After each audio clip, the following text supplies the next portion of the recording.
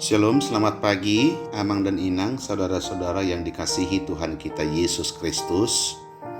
Sebelum kita merenungkan firman Tuhan pada pagi hari ini, marilah kita mempersiapkan hati kita, memberikan diri yang terbaik untuk Tuhan. Damai sejahtera Allah yang melampaui segala akal dan pikiran, kiranya menguasai hati dan pikiranmu di dalam Kristus Yesus Tuhan kita. Amin.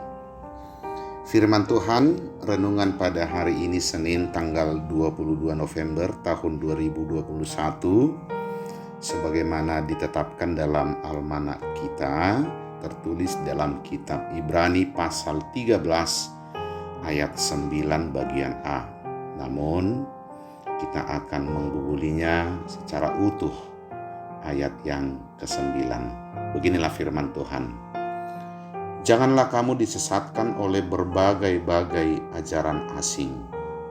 Sebab yang baik ialah bahwa hati kamu diperkuat dengan kasih karunia dan bukan dengan pelbagai makanan yang tidak memberi faedah kepada mereka yang menuruti aturan-aturan makanan macam itu.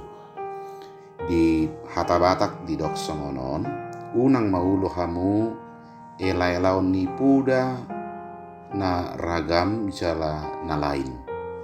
Ay patut do marhiti-hiti asini roha gabi tugu roha dada marhiti-hiti parpanganon na somarguna diaka na mangaradotisa. Saudaraku yang dikasihi Tuhan kita Yesus Kristus, bergumul menghadapi berbagai-bagai ajaran sesat telah merupakan bagian dari seni dan warna kehidupan orang percaya. Betapa tidak, di tengah dunia yang telah tersesat, dalam kedaulatannya Allah memanggil orang yang mendapat kasih karunia-Nya untuk hidup di dalam kebenaran dan kehendak-Nya. Sehingga hidup orang percaya, baik dalam tujuan, ajaran, dan dalam tindakan, haruslah berpusat pada Yesus Kristus. Dalam menjalani kehidupan yang telah ditebus dan diperbaharui oleh karya Kristus, orang percaya terus-menerus diperhadapkan dengan berbagai tantangan, seperti ajaran-ajaran yang tidak seturut dengan kebenaran firman Allah. Hal menghadapi ajaran yang sesat dialami oleh orang percaya mula-mula, sehingga pada nats renungan kita hari ini, penulis kitab Ibrani menasihatkan kepada penerima atau pembaca suratnya ketika itu agar mereka tidak tersesat dengan rupa-rupa ajaran palsu yang berkembang pada kala itu. Nats renungan kita hari ini mengingatkan dan menasihatkan kepada kita sebagai pembaca atau penerima firman ini supaya kita jangan disesatkan oleh berbagai-bagai ajaran-ajaran asing. Ajaran asing yang dimaksud dalam bagian ini tampaknya mereka yang mengajarkan bahwa keselamatan tidak cukup hanya melalui atau oleh karya Yesus Kristus yang telah mengorbankan dirinya. Ajaran asing atau yang dikenal juga dengan eksternalisme mengajarkan bahwa pembenaran atau keselamatan juga didapat dari unsur lain yang harus dilakukan oleh manusia, yaitu dengan memakan makanan yang dianggap suci, makanan yang tidak najis. Mereka mengajarkan dengan memakan makanan yang dianggap suci, maka seseorang akan memiliki iman yang kuat. Hal ini sangatlah bertentangan dengan kebenaran iman Kristen sejati, yaitu bertitik tolak pada pengorbanan Yesus Kristus sebagai kasih karunia bagi kita.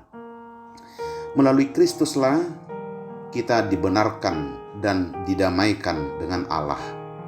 Hanya oleh kasih karunia Yesus Kristuslah orang percaya diselamatkan. Oleh sebab itu, penulis kitab Ibrani ini menegaskan bahwa hati orang percaya diperkuat oleh kasih karunia saja, bukan oleh aturan-aturan lain seperti makanan. Dan satu hal yang penting, bahwa kasih karunia Yesus Kristus yang sempurna dan yang kekal tidak berubah. Hal itu merupakan dasar yang kokoh bagi iman, pembenaran, dan keselamatan orang yang dikasihinya. Saudara-saudaraku yang dikasihi Tuhan kita Yesus Kristus, marilah kita pada hari ini tetap setia dalam iman kita, mempercayai bahwa kita mempunyai Tuhan yang telah nyata di dalam kasih karunia-Nya melalui pengorbanan anaknya Tuhan Yesus Kristus.